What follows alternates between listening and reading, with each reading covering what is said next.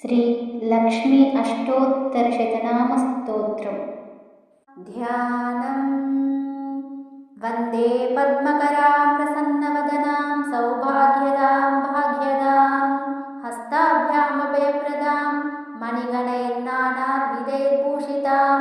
भक्ताभीष्टफलप्रदां हरिहरब्रह्मादिभिः सेवितां पार्श्वे पङ्कजशङ्खपद्मनिधिभिर्युक्तां सदा शक्तिभिः सरसि जनयने सरोजहस्ते धवलतरां शुकगन्धमाल्यशोभे भगवति हरिवल्लभे मनोज्ञे त्रिभुवनभूतिकरिप्रसीद मह्यम्।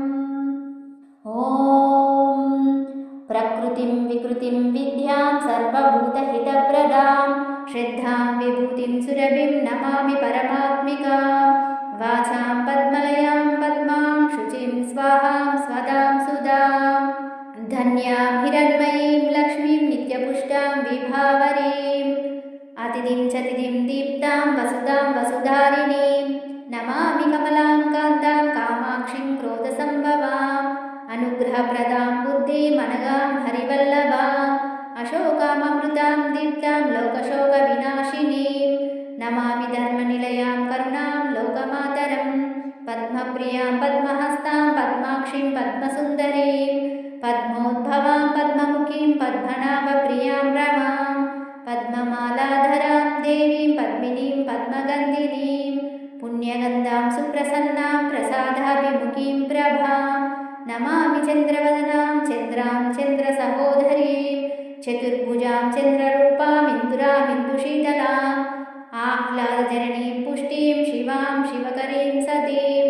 विमलां विश्वजननीं तुष्टिं दारिद्र्यनाशिनीं प्रीतिपुष्करिणीं शान्तां शुक्लमाल्याम्बरां श्रियं भास्करीं बिल्वनिलयां वरारोहां यशस्विनीं वसुन्धरामुदाराङ्गां हरिणीं हेममालिनीं धनधान्यकरीं सिद्धिं सेनसौम्यां शुभप्रदां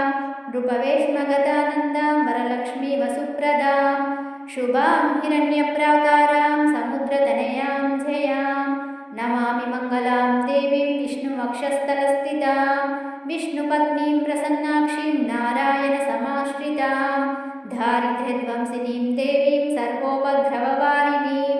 नवदुर्गा महाकाली ब्रह्मविष्णुशिवात्मिकां त्रिकालज्ञानसम्पन्नां नमामि भुवनेश्वरीं लक्ष्मीं क्षीरसमुद्रराजतनयां श्रीरङ्गधामेश्वरीं दासीभूतसमस्तदेववनितां लोकैकदीपाङ्कुरां श्रीमन्मन्दकटाक्षलब्धविभवब्रह्मेन्द्रगङ्गाधरां त्वां त्रैलोक्यकुटुम्बिनीं सरसिजां वन्दे मुकुन्दप्रियां मातर्नमामि कमले कमलायताक्षी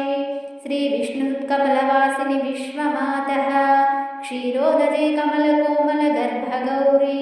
लक्ष्मी प्रसीद सततं नमतां शरण्ये त्रिकालं यो जपेत् विद्वान् षण्मासां विजितेन्द्रियः दारिद्र्यध्वंसनं कृत्वा सर्वमाप्नोत यत्नतः देवी नाम सहस्रेषु पुण्यमष्टोत्तरं शतम्